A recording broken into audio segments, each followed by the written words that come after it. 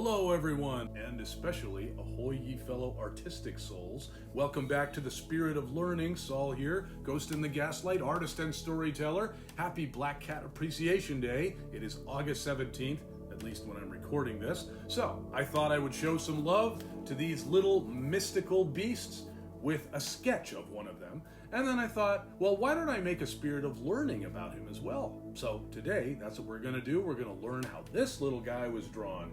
We will be working primarily with ink, and I thought I would spend a little extra time on a certain technique that is most favorable for making any black creature with an ink pen: cross-hatching.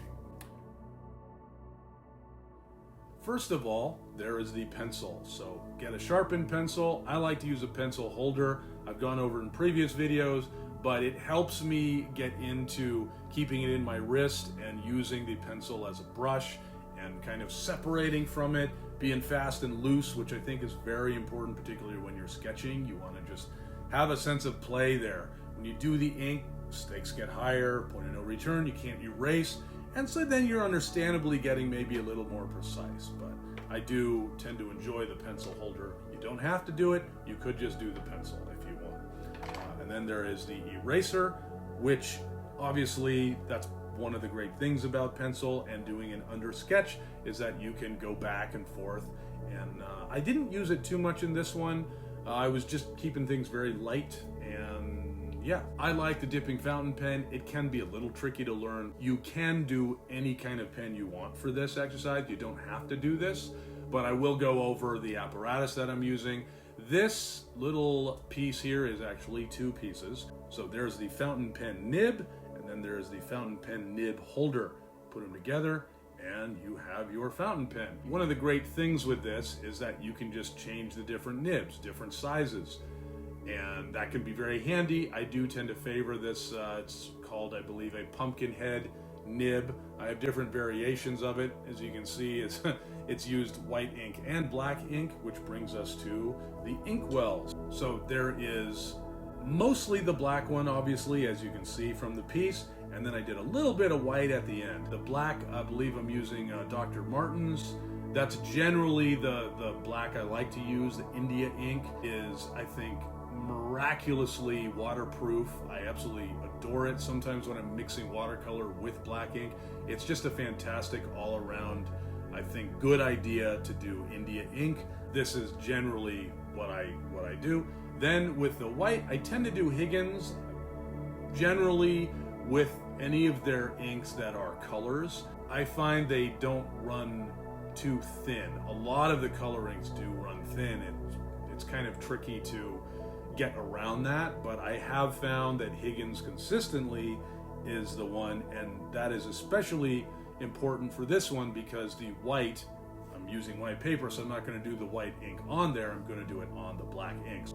I had a photo that I was going with for reference, which is always good. Always important, I think, to do reference art in your downtime. I'm in the middle of a huge painting and I wanted to just take this special day as an excuse in some ways to express my love of black cats, which are just the most amazing creatures in the world, I think. And then we have this rag. When you're doing the dipping fountain pen primarily, again, if you're doing a ballpoint pen or a regular fountain pen, you probably won't need this. But when you're doing the dipping fountain pen, the ink that stays in there will tend to coagulate. So then you want to periodically wipe it clean. And it starts to get a little personality to it. I mean, this has made a lot of art that I'm very proud of. And you get a great feeling as you keep using this, as you reach for this little, rag. It becomes more than a rag. It's a tool. It's got your imprint on it. Anyways, that's enough of that. Lastly, let's talk about the paper. This was a regular sketch pad. However, my druthers, if I could change one thing, and I really like how this little guy turned out, but if I could change one thing, it would be the paper. I reached for the closest sketch pad that was near. I think probably the piece deserved to be in more of a mixed media type of paper, which is going to be thicker because by mixed media, it means it's meant to withstand anything from pencil sketches merely to watercolor, which is going to deal with moisture being slapped onto the paper, and it's going to be less inclined to buckling and getting all curvy and wavy and bending around when you apply that moisture. And in this case, you can see all that ink there. That's all a liquid medium. And then when you're doing cross hatching, you're building it up, and then it starts reinforcing that effect of buckling on the page. So I was getting a little worried as it was going, and you don't want to worry, you want peace of mind. So that is why I would have recommended this to myself if I could go back in time. But that's not happening. Anyway, no point in crying over spilled milk. Besides, that's exactly what a black cat loves to lap up anyway, so they'd take care of it. All right, well, let's begin. Let's draw this guy, and happy Black Cat Appreciation Day, everyone.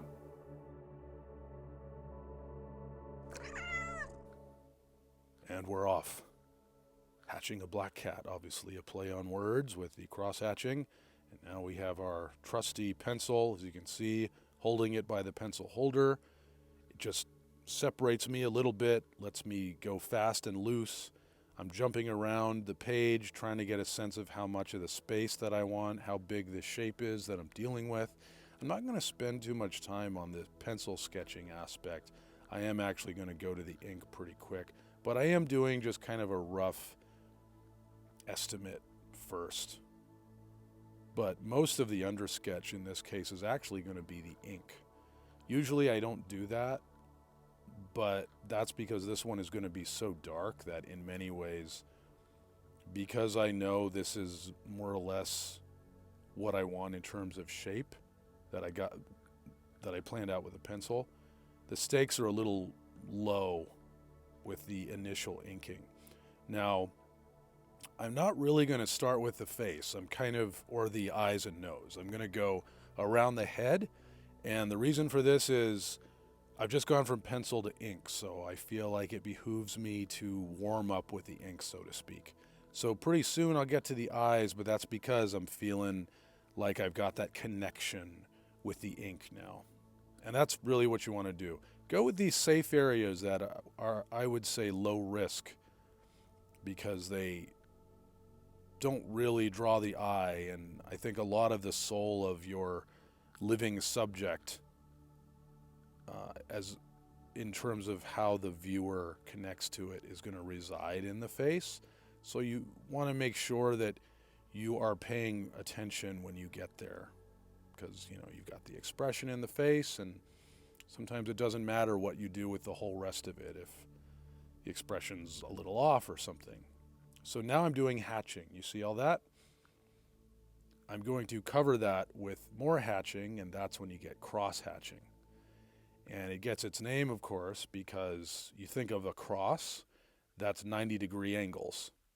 And I'm going to go over that, not necessarily with 90-degree angles, but I've been doing this for a while, so I'd say that was more like 45-degree angles.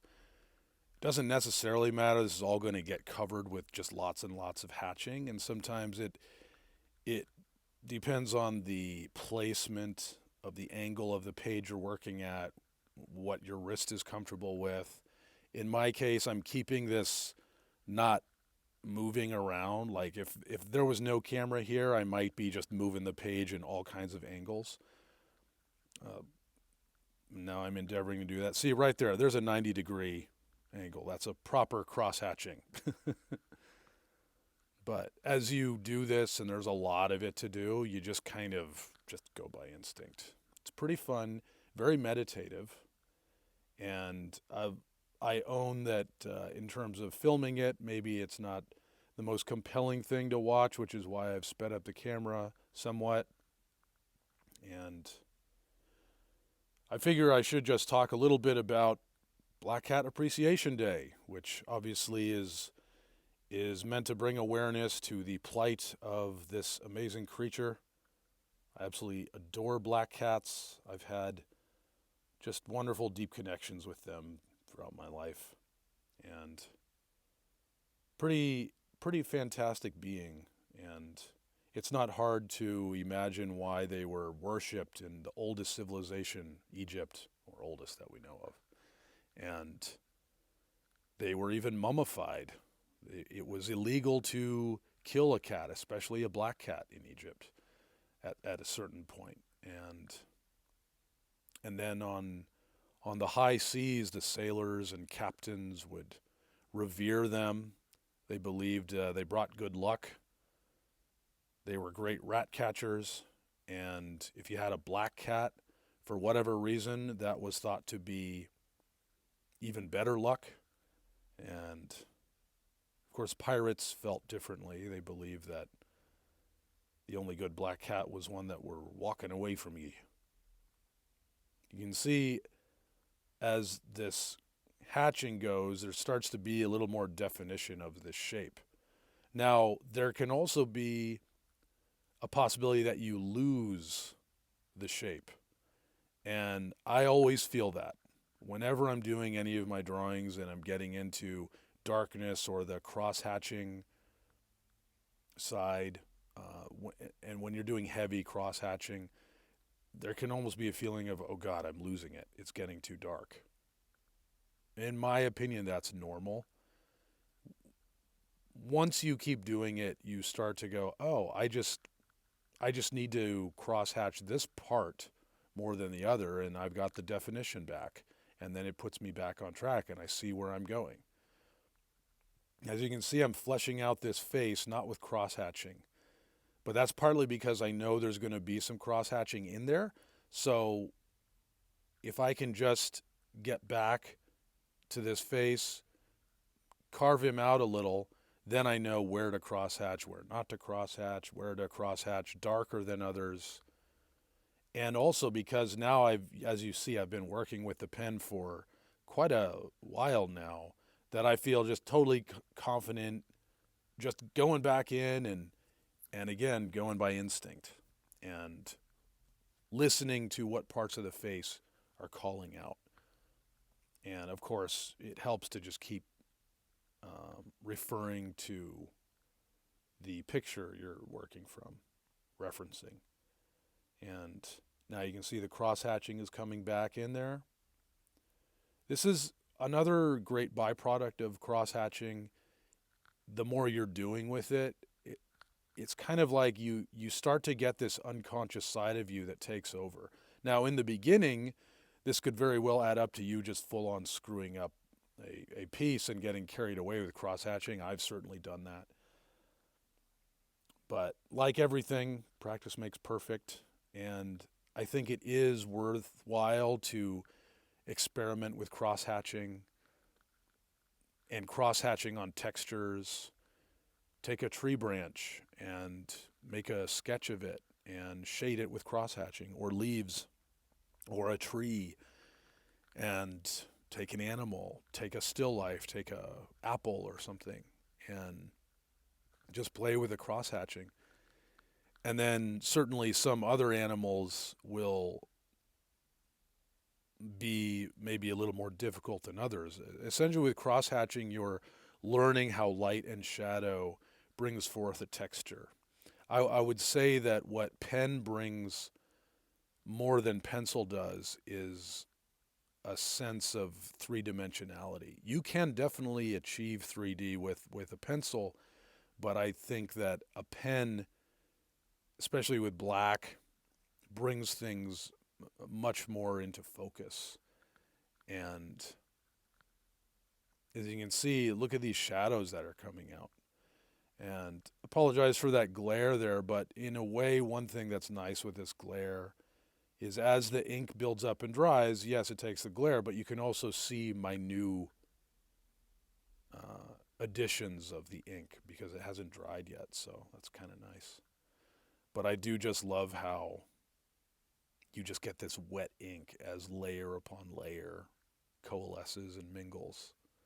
And now I'm just being a little more judicious because this is the face and I want to be mindful of what I lose. And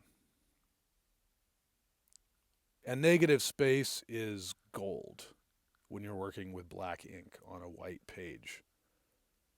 because those are going to be the brightest parts. I will add a little bit of white ink later, but you'll see those parts are not the brilliant radiating light that the negative space is. And I'm speeding up a little. This is starting to look like a black cat here. This guy. And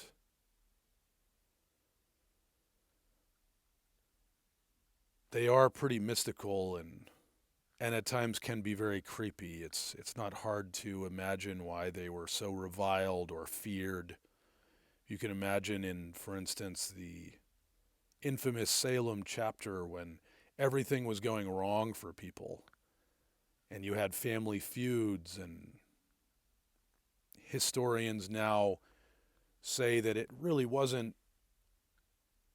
the initial things, of course, that the people who presided over the Salem witch trials said it was. It was actually about very basic problems like bad weather. I think there was a colder than usual winter that befell the Puritans in that year, and it was also a lot of land disputes. You had a lot of family feuds, and it became a way of taking people's property to accuse them of witchcraft. But just like those deep superstitions, those also affected these poor black cats. If someone wanted your land and they saw you with a black cat, they could say, hey, put this person away, they're a witch. And they were convinced everything was Satan. I mean, they were convinced, I think, Catholics were Satan. And it was definitely a time where if you were selling a superstition, people were buying. So now you can see things are getting really dark. Now what I'm doing with this section is I'm getting it ready for the white whiskers side. Now I apologize in advance because there's going to be a section missing, which is when I actually do most of the white whiskers on this black shadow side here. But I did get a few in there, you'll see. But essentially, I mean, just first of all, look at all of that. Just dark cross-hatching there. Isn't that just beautiful? And there's kind of no limit to how dark you want to go. In my case, I really want to work with shadow. And it's a shadow on a black cat, so I'm going really, really dark. I don't want to go, oh, look at how I carve this out. I actually want to put more light on him, and then it almost takes away from the blackness of the cat. And I want this to be a black cat, but still defined with nuance and shadow. And it's pretty nice when you can just take a planned out sketch and it comes together. And I'm reminded of what the amazing actor Michael Caine said: if I do my work in the rehearsal, the performance is the relaxation. And that's kind of what I feel here. It's pretty planned out in terms of following the reference and then the initial sketching. And now I can just hatch away and pick the parts that I feel are the darkest. And now you can see those white whiskers. And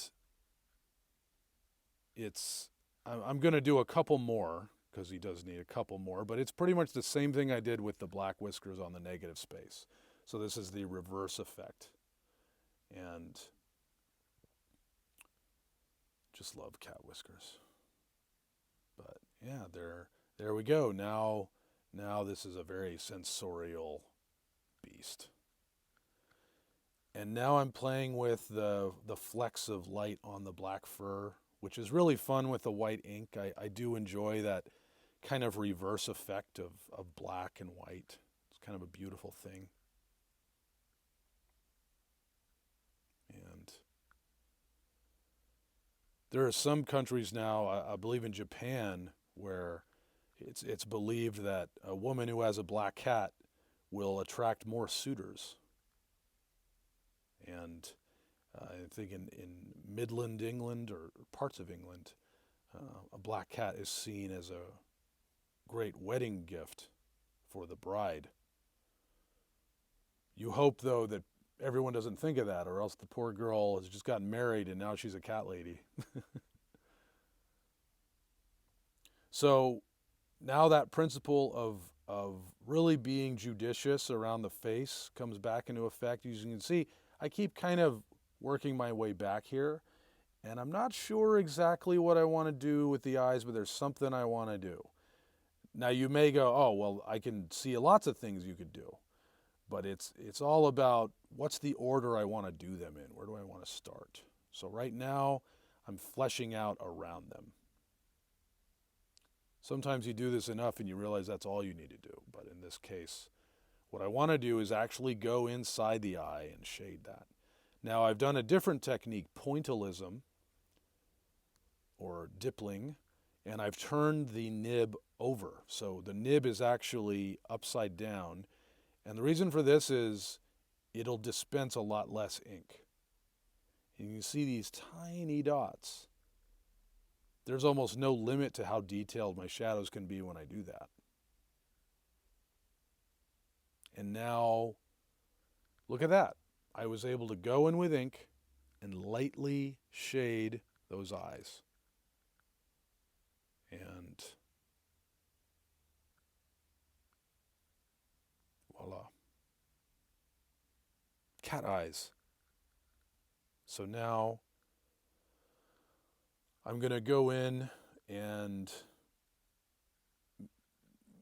when you finally get to those nuanced areas, like for instance the eyes, now that you've got that, it starts to bring out the other things that are needed in the face. So if there is an ancillary concept I want you to take from this, besides the hatching, it is let's see, the best way I can describe it is maybe think of a spiral. If you're making a spiral, you're starting at the periphery, and then you're slowly winding your way inside and you get to the middle. And then you get to the target. As opposed to you start and you do the target first and then you expand outward. There's different methods for things, but I have found it is so much better for you to just work your way towards the most important part, which is, this isn't necessarily the center of the paper, but it's the center of the attention, which is the face. And you're doing all this work to cross-hatch the rest of the cat, but you should know going in this that the face of the cat is going to be the thing that's most important. And now that I've done all this work on the rest of him, and I've really just kind of emancipated any drawing erratic tendencies of the wrist, I've done that with lots of cross-hatching and just danced around this whole creature. And now I can come to the face and just really focus in and just keep tweaking all over here and there. And you see how I'm just kind of jumping around still? Like in the sketch, I was jumping around in a big, fast, and loose way. Now I'm jumping around. I'm keeping a little bit of fast and loose, but not too much. This is always fun, signature time.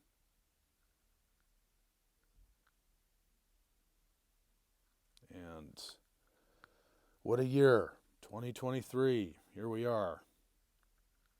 And hope you are enjoying this little guy here. Happy Black Cat Appreciation Day. They've been with us for a long time, amazing being. Always have some of the best personalities of all the cats. Mystical to the very end. And here he is. this wonderful black cat. As you can see, I did a little bit of white ink there too. But yeah, so that is today's Spirit of Learning. Hope you learned something. Well, my friends, I hope you enjoyed this video as much as I enjoyed making this drawing. Again, happy Black Cat Appreciation Day, and also, I just want to remind you, I do have a book. You can totally order it. I will put a link in the description, so check it out if you have not. Leave me a review on Amazon. That always helps. And if you found this video helpful, I would absolutely appreciate it if you would hit that like button, leave me a comment, and subscribe to the channel.